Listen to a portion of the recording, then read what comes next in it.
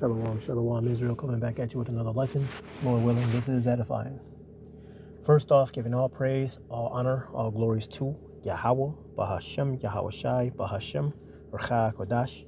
Double honors to the apostles and elder bishops, the great millstone, and all the teachers out there pushing this word in truth, with truth and sincerity. May you be of the elect. Shalom to all the Akim and Aqua out there that are listening and learning. You Israelites, so-called Negroes, Hispanic, Native and Seminole Indians, who are the true children of Israel, as well as you speckled bird, Israelite foreigners, the Israelites that look like, act like, and take on the customs of all these heathen nations. So to you, I say Shalom, and may you be of the elect. This lesson is brought to you by the Spirit and the power of Yahweh, by Hashem Yahweh Shai. Yahweh being the true name of our Father, the God of the Bible, the God of the Israelites, by Hashem meaning in the name, and Yahweh Shai being the only begotten Son of Yahweh, who the world ignorantly calls by the name of JC.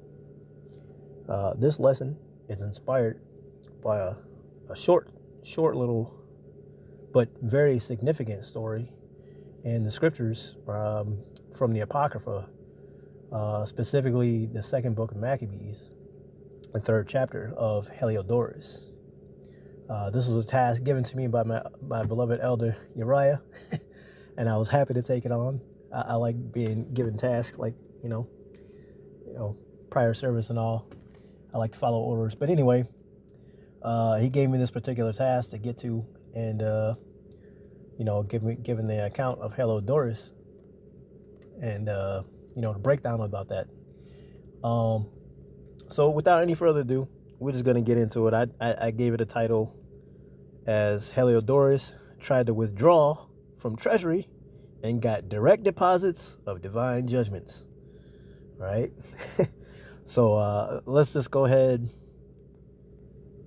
and open up 2 Maccabees, the third chapter. This is where Heliodorus is found. All right. So it says, now, when the holy city was inhabited with all peace, and the laws were kept very well because of the godliness of Onias. So understanding right off the bat, the godliness of Onias, the high priest, right, and his hatred of wickedness. So he's a high priest. He's a little one of Yahweh Bashem Yahweh Shai. Right?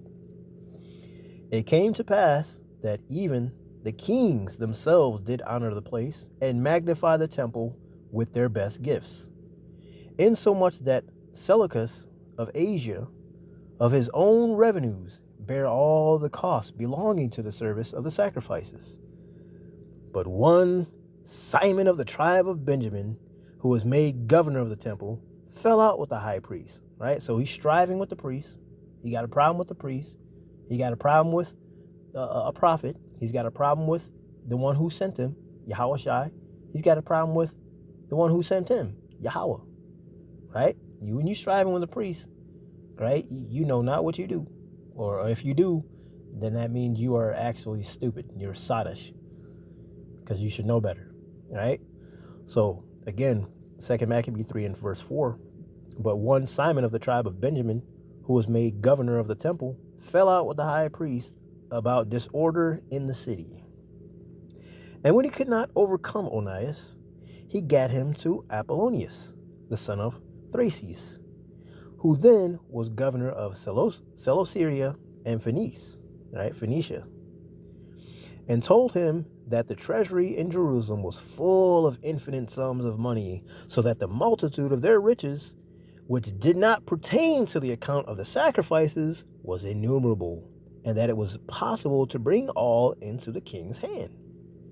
Now, when Apollonius came to the king, right, Apollonius again, right, he's the governor of Celesyria and Phoenice, came to the king and had showed him of the money whereof he was told, the king chose out Heliodorus, his treasurer, and sent him with a commandment to bring him for said money. Say, check it out, Heliodorus. I heard about this money up in Jerusalem. I'm gonna need you to go run that. Right? That's what's going on. So forthwith, Heliodorus took his journey under a color, right? Under a disguise, under a deceit, right? Of visiting the cities of Celesyria and Phoenice, but indeed to fulfill the king's purpose. Right, so he just going there to scope out the scene like he just there on vacation, you know what I'm saying? But all the while, this nigga on a mission, to go get this money. Okay? Verse 9. And when he was come to Jerusalem, and had been courteously received of the high priest of the city, he told him what intelligence was given of the money, and declared wherefore he came, and asked if these things were so indeed. So yeah, I'm just in town, but I heard about this money that y'all got, and that's what I'm here for. That's what he told him, right? Verse 10. Then the high priest told him that there was such money laid up for the relief of widows and fatherless children, and that some of it belonged to Hyrcanus, son of Tobias, right, of Tobit, a man of great dignity, and not as the wicked Simon had misinformed. Now, he said in verse 11, and this sum of it belonged to Hyrcanus, son of Tobias. Tobias is the son of Tobit. Tobit is the tribe of Naphtali, right? What is that? Let me get to it. I believe that's in Genesis.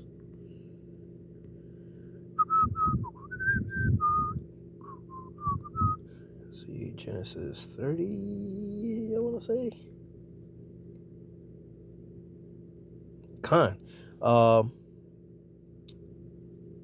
Let's see. Rachel, in Genesis 30, and I'll start at verse 5. And Bilhah conceived and bare Jacob a son, and Rachel said, the Most High hath judged me, and hath also heard my voice, and hath given me a son. Therefore called she his name Dan. And Bilhah, Rachel's maid, conceived again, and bare Jacob a second son. And Rachel said, with great wrestlings have I wrestled with my sister, and I have prevailed. And she called his name Naphtali. And now, so to understand that, Naphtali, I mentioned about Tobit. Tobit, first chapter, starting at verse 1. Tobit chapter 1, verse 1. The book of the words of Tobit, the son of Tobiel, the son of Ananiel, the son of Aduel, the son of Gabael, of the seed of Azael, of the tribe of Naphtali. All right, so he's an Israelite. Okay? Going back to the lesson. Well, not so much the lesson, but the book. 2 Maccabees 3. And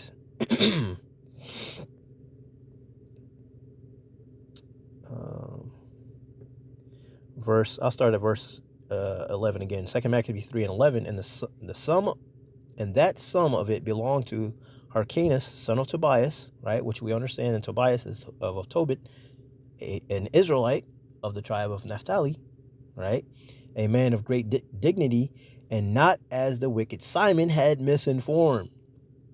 The sum whereof in all was 400 talents of silver and 200 of gold, and that it was altogether impossible that such wrong should be done unto them that had committed it to the holiness of the place, and to the majesty and inviolable sanctity of the temple, honored over all the world. So everybody was already understanding and knowing this is a great temple, right? And so they gave all their, what they could to the temple, right? So holy, right? You don't mess with holy, okay? Understand this. You keep that in mind. You don't mess with holy, right? Verse 13, but Heliodorus, right, the treasurer, because of the king's commandment given him, said that in any wise it must be brought into the king's treasury. He's like, yeah, all right, well, whatever you talking about, I don't care what you talking about, I'm here to run that, so give me that money, right? That's his whole mindset. He's on a mission. He ain't caring nothing about that it's a holy temple and that it's of the Lord. He wants that money. He's on a mission, right? Verse 14. So I'm laughing because I know it's getting ready to happen. It's hilarious, right? 2 Maccabees 3 and 14. So at the day which he appointed, he entered in to order this matter, wherefore there was no small agony throughout the whole city. Everybody was upset, greatly upset. So what you think about to happen now? Everybody upset. They about to pray. They about to pray to Yahweh Shai about this matter, okay? But the priests, verse 15, but the priests prostrating themselves before the altar in their priest's vestments, called unto heaven upon him that made a law concerning things given to he kept, that they should safely be preserved for such as had committed them to be kept. Right? So he knows he's praying to the one that sanctified him to be a priest. So he already know, okay, I got to do, I'm doing my part. I'm doing everything righteous. I'm against wickedness. I'm doing everything the Lord told me to do. All I got to do is make my phone call, my prayer, and he going to hear me. Right? He knows this. Verse 16, then whoso had looked the high priest in the face, it would have wounded his heart, for his countenance and the changing of his color, right? His countenance, right? His declared the inward agony of his mind. He is showing like he was upset, right? For the man was so compassed with fear and horror of the body that it was manifest to them that looked upon him what sorrow he had now in his heart, in his mind. Others ran flocking out of their houses to the general supplication, because the place was like to come into contempt. And the woman, girt with sackcloth under their breasts, abounded in the streets, and the virgins that were kept in ran, some to the gates, and some to the walls, and others looked out of the windows. And all, holding their hands toward heaven, made supplication. Right? Whoa, what is the fucking hell doing? Oh, they taking all our money. This is all we got. This is all we gave. Right? Praying to Yahweh Shem Shai. Verse 21. Then it would have pitied a man to see the falling down of the multitude of all sorts, and the fear of the high priest being in such an agony. They then called upon the Almighty Lord to keep the things committed of trust safe and sure for those that had committed them. Nevertheless, Heliodorus executed that which was decreed, right, from the king. Go get the fuck what's going on. Go get that money. He's on a mission, right? Verse 24. Now, as he was there present himself with his guard about the treasury, the Lord of spirits and the Prince of all power caused a great apparition, so that all that presumed to come in with him were astonished at the power of God, and fainted, and were sore afraid. Yeah, buddy. Verse 25. For there appeared unto them an horse with a terrible rider upon him, and adorned with a very fair covering. And he ran fiercely, and smote Heliodorus with his forefeet, and it seemed that he that sat upon the horse had complete harness of gold. All right, you get an understanding, right? Moreover, 2 other young men appeared before him, notable in strength, excellent in beauty, and comely in apparel, who stood by him on either side, and scourged him continually, and gave him many sore stripes. Heliodorus is getting his ass whooped by these angels. Look, they all cried out to Yahweh Shem Shai, right? They all cried out to the Lord, right? And as soon as, look, mind you, this is the temple, right? Onias, the high priest. Heliodorus trying to take from Onias, the high priest, from the treasury of the temple, right? So you think you just gonna come into the Most High house and just, yeah, give me that shit? Nah, nigga, you about to be met by the dogs. Did you not see that sign outside? Beware dogs, right? So here it is, Heliodorus getting his ass whooped by these angels. Let me keep reading. Verse 27. And Heliodorus fell suddenly into the ground and was compassed with great darkness. He knocked the fuck out. But they that were with him took him up and put him into a litter. Thus him that lately came with a great train and with all his guard into the said treasury, they carried out, being unable to help himself with his weapons, and manifestly they acknowledged the power of the Most High. For he by the hand of the Most High was cast down and lay speechless without all hope of life. Got his ass whooped, right, to the point of damn near death. But they praised the Lord that had miraculously honored his own place. Of course he did. This is place, right? For the temple, which a little afore was full of fear and trouble when the Almighty Lord appeared and filled with joy and gladness. Then straightway certain of Heliodorus' friends prayed Onias that he would call upon the Most High to grant him his life, who lay ready to give up the ghost. Come on, man, don't kill him. Please don't kill him. Let him live. And this is why, right? Verse 32. So the high priest, suspecting lest the king should misconceive that some treachery had been done to Heliodorus by the Jews, offered a sacrifice for the health of the man. Now, as the high priest was making atonement, the same young men in the same clothing appeared and stood beside Heliodorus, saying, Give Onias the high priest great thanks, insomuch as for his sake the Lord hath granted thee life. And seeing that thou hast been scourged from heaven, declare unto all men the mighty power of the Most High. And when they had spoken these words, they appeared no more. Like, yeah, you lucky you still alive. If Onias didn't make that prayer for you, we'd be a dead motherfucker right now. That's basically what happened, you know what I'm saying? So, verse 35. So Heliodorus, after he had offered sacrifice unto the Lord and made great vows unto him that had saved his life, and saluted Onias, returned with his host to the king. Then testified he to all men the works of the great God which he had seen with his eyes. And when the king Heliodorus, who might be a fit man to be sent yet once again to Jerusalem, he said, If thou hast any enemy or traitor, send him thither, and thou shalt receive him well scourged, if he escape with his life. For in that place, no doubt, there is an especial power of the Most High.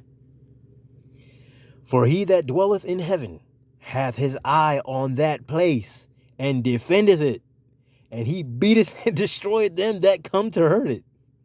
And the things concerning Heliodorus and the keeping of the treasury fell out on this sort. This Simon now, of whom we spake afore, having been betrayer of the money and of his country, slandered Onias, as if he had terrified Heliodorus and been the worker of these evils. He thought Onias did it. All he did was make a prayer, right? Lord, Yahweh Shai, hey, go ahead, go down there. Yahweh Shai, bring the angels. They whooped his ass. They whooped Heliodorus' ass. All right, so now that I read that, let's get to this lesson. All right, this is Psalm 34:7. The angel of Yahweh Shai encampeth round about them that fear him and delivereth them. You cannot mess with Yahweh Shai's little ones, man. You can't do that, right? Just like Heliodorus tried to do with Onias, the high priest. Are you stupid? And you trying to come in to the treasury of the temple and take the money? Are you stupid? He got his ass whooped, right? Again, Psalm 34:7. The angel of Yahweh Shai encampeth round about them that fear him and delivereth them. Where 2 or 3 are gathered in my name, there I am in the midst of them. Who is that? Yahweh Shai. 2 Kings 19:34 and 35. For I will defend this city to save it for mine own sake and for my servant David's sake.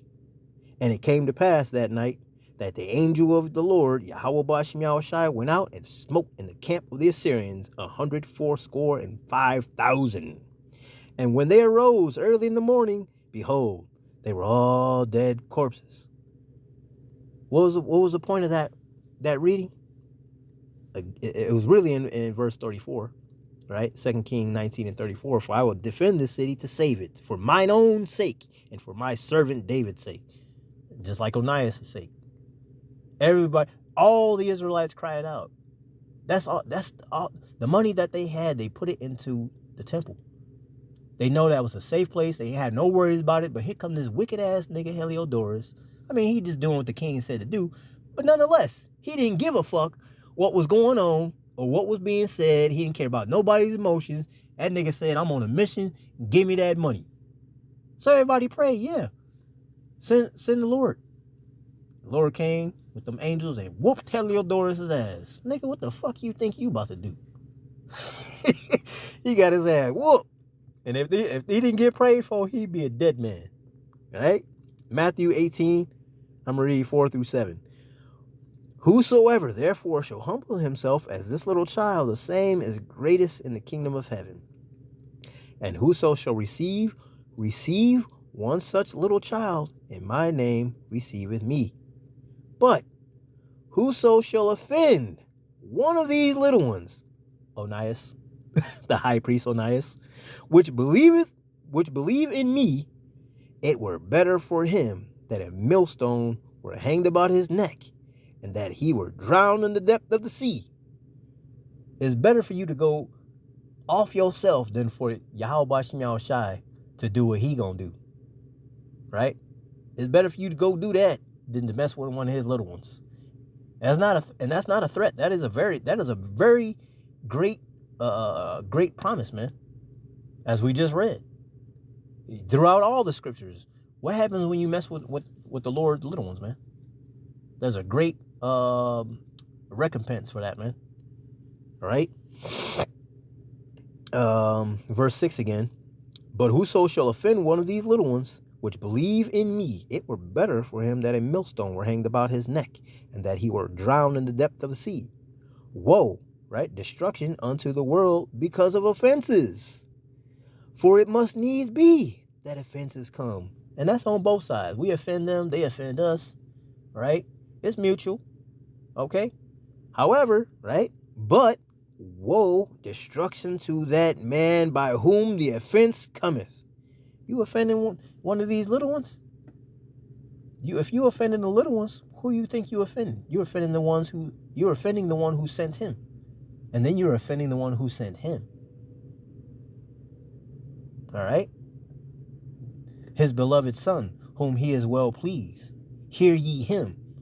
Right? So if Yahweh Shai is sending these little ones out, right? These priests, we're supposed to take heed. We're supposed to listen. We're supposed to humble down and receive them. Because if not, I mean, you can not listen. You know what I'm saying? But there's a price for that. And you could be a Heliodorus if you want to. There's a price for that. He got his ass whooped damn near to death. The only reason why he remained alive is because they prayed for him.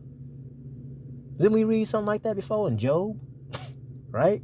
If Job didn't pray for them, right? He prayed for them, right?